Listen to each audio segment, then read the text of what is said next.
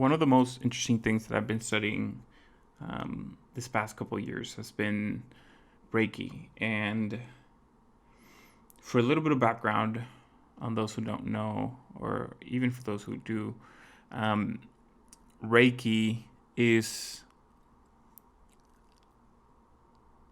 I'd say, a practice of healing in which you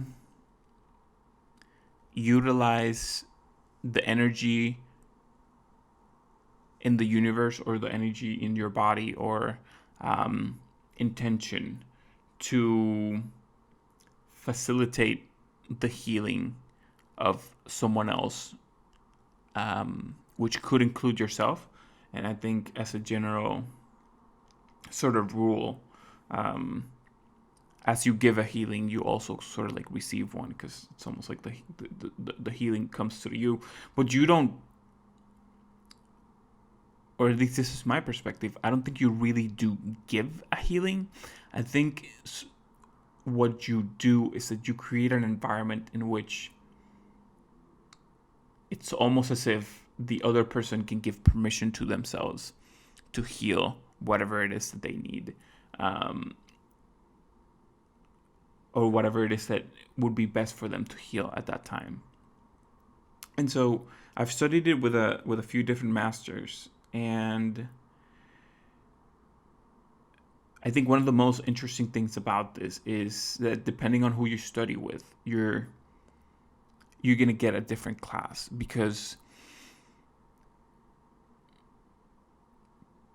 Reiki is very, how do I put it? Maybe intuitive. I feel like that's not the right word, but there's something about it in which I wouldn't say that there's like one true textbook way of doing it. Like, it's not a thing that you could do wrong per se. It's more of a thing that you get a feel for in the way that it manifests through you. So there'd be people who put their hands in all these kind of like funny ways, and those in doing that helps them focus their intention in ways that work for them to do, to pass on the energy, to pass on the Reiki energy. Well, there's other people who put their hands in funny ways, but they also like come in contact with the person that they're trying to facilitate that healing for. Other people do it from far away. Other people do it from like through a phone call. Other people do it at their home without even letting the other person know.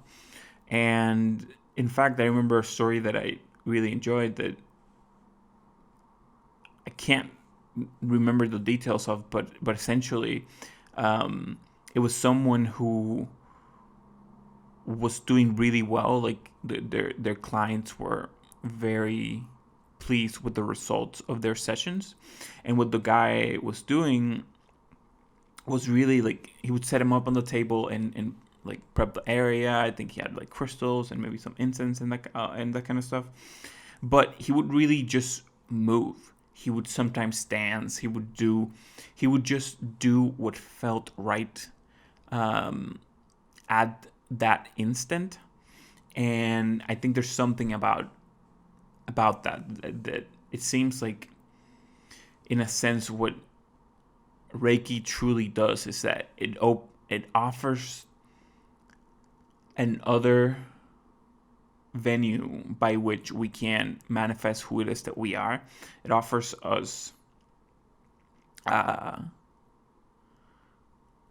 again, like I guess, like another way in which we can act and enjoy our time here, with the added benefit that you can utilize that sort of like being in that moment, and being in that type of energy to help someone else out, or to create a space in which someone can help themselves out.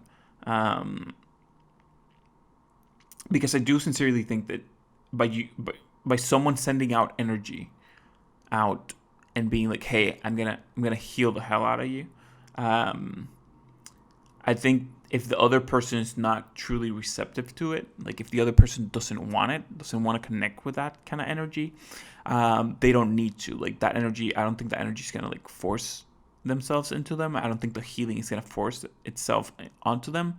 I think it's more of a thing of a play of two parts. That if you don't connect to it, it won't connect with you. But if you do connect with it, it will connect with you in whatever way works best for you. Um,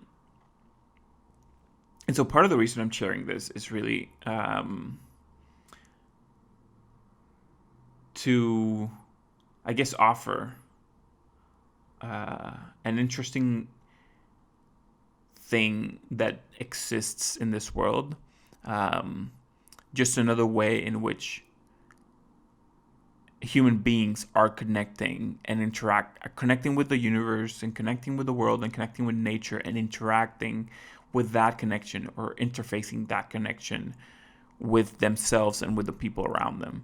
That, like Reiki, and I've spoken about channeling before, and meditation and all these things, they're all ways in which we can connect to parts of us that we maybe don't get a direct line of conversation with, that maybe we don't get like a direct connection with on our regular daily lives. And even if this is something that seems very alien to you or something that you might not believe in, I think it's at the very least an interesting